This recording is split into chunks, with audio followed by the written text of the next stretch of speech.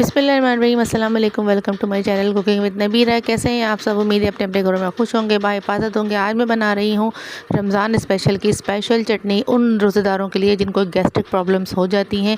और इसके अलावा मैं बताऊँगी इमली का ऐसा तरीका यूज़ करने का कि जिससे आपका कभी भी गला ख़राब नहीं होगा। अगर आप मेरे तरीके से इमली यूज़ करेंगे तो आपका गला कभी ख़राब नहीं होगा। और गैस्ट्रिक प्रॉब्लम्स जो हो जाती हैं रोज़ेदारों को, वो इस चटनी के बाद इंशाल्लाह ताला नहीं होगी। इसके लिए मैंने ले लिया है 1 प्याली भर के हरा धनिया और पुदीना। क्वांटिटी आप अपने हिसाब से कर लें। देखिए ये बाउल है, इसमें मैंने हरा धनिया पुदीना ले लिया। इसके अलावा मैंने ले लिया हरी मिर्चें, 8 से 10 हरी मिर्चें ले लें। 8 से 10 जो है वो लहसुन के ले लें। क्वांटिटी अपने हिसाब से आप रख लीजिएगा। लेकिन अदरक का पीस देखिए इतना बड़ा मैंने इतने धनिया पुदीने के साथ इतना बड़ा अदरक का पीस लाजमी जाएगा। सही हो गया। लहसुन को छील के रख लें। देसी लहसुन होगा तो ज़्यादा फ़ायदेमंद होगा। ये मूली है, मूली का एक राउंड वाला पीस था, उसको मैंने 4 पीस करके रख लिए हैं। मूली लाजमी लेना है, इससे आपका हाजमा बेहतर होगा।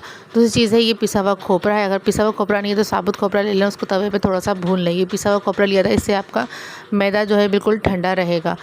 तो गैस्ट्रिक प्रॉब्लम्स की जो आपकी जितने मसाइल हैं इस चटनी के बाद इंशाल्लाह ताला नहीं होंगे। अगर इफ्तार के टाइम आप 1 चम्मच इस चटनी का यूज़ कर लेते हैं पकौड़ों के साथ, स्नैक्स के साथ, तो यकीनन आपका पेट सही रहेगा। तो मिक्सी में डाल देते हैं हम ये तमाम चीज़ों को।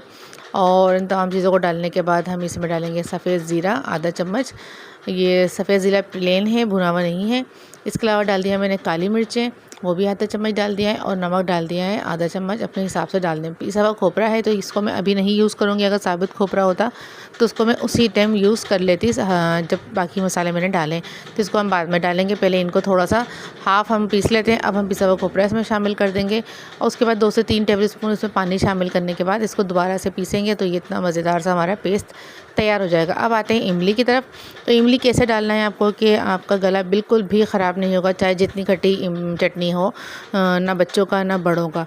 तो इमली का यूज़ करने से पहले बता दूं कि अगर मेरे चैनल को सब्सक्राइब नहीं किया तो प्लीज़ मेरे चैनल को सब्सक्राइब करें, बेल आइकन को थंब करें ताकि मेरी न्यू होने वाली वीडियोस आपको मिल सके। और अगर पसंद आ रही है मेरी वीडियो तो प्लीज़ एक लाइक तो बनता है। तो इमली की तरफ आते हैं। इमली तकरीबन ये मैंने ले ली थी 2 टेबल स्पून भर के। इसको मैंने भिगो दिया था 1 घंटा पहले। 1 घंटा लाजमी भिगाइएगा, इससे इमली का रस अच्छा सा निकल आता है। इसको अब डाल दें एक पैन में और उसके बाद इसमें आधी प्याली पानी मज़ीद हमें डालना है और इसको रख देना है हमें चूल्हे पे। ठीक हो गया। अब इसको चूल्हे पे रख के हमको पकाना है इतने के ये जो इतना पतला सा जो पानी आपको नज़र आ रहा है ये रहा, ये बिल्कुल गाढ़ा सा थिक सा एक मिक्सचर बन जाए। इस वक्त इसमें हम ऐड करेंगे 1/2 चम्मच से भी कम चीनी। चीनी इसमें मिठास बिल्कुल भी नहीं लाएगा, बल्कि इसकी जो जायका है वो अच्छा और मज़ीद बढ़ा देगा। तो इसको हमें पका लेना है कम से कम ये 1 से 2 मिनट में। ये अच्छा सा पेस्ट हमारे पास जो है रेडी हो गया था। इसको मुस्तकिल चम्मच चलाते रहें क्योंकि ये नीचे लग जाएगा। जब ये पक जाए आप देखिए आपके पास गाढ़ा सा मिक्सचर रेडी हो गया है। तो ये देखें इतना गाढ़ा होना चाहिए बस। इस वक्त इसको हम चूल्हा बंद कर देंगे और इसको रख देंगे साइड पे और इसको छान लेंगे ठंडा होने के बाद। ठंडा होने के बाद अच्छी तरीके से इसका पल्प सारा निकाल दें। छानने के बाद ये देखें इमली का पल्प मैंने सारा निकाल दिया है। अब इसको हम शामिल कर देंगे अपनी ग्रीन चटनी में।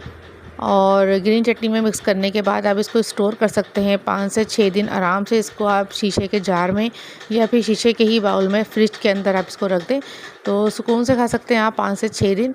अगर रेफ्रिजरेटर में रख रहे हैं तो रेफ्रिजरेटर में जो है वो 1 हफ्ते से ज़्यादा चल जाएगा। लेकिन अगर आप फ्रिज में नीचे वाले पोर्शन पर रखेंगे तो 4 से 5 दिन रखें। तो गर्मी आ रही है इसीलिए, और लाइटिंग हमारी लोड शेडिंग बहुत ज़्यादा होती है। तो हम अगर चैनल को सब्सक्राइब नहीं किया तो प्लीज़ मेरे चैनल को सब्सक्राइब करें। वीडियो पसंद आ रही है तो लाइक करें, कमेंट करें और अपना रखिएगा बहुत ज़्यादा ख्याल। मुझे दीजिए इजाज़त। नेक्स्ट वीडियो तक के लिए एक और रमज़ान स्पेशल की नई वीडियो लेकर आऊँगी आपकी खिदमत में। अल्लाह हाफ़िज़।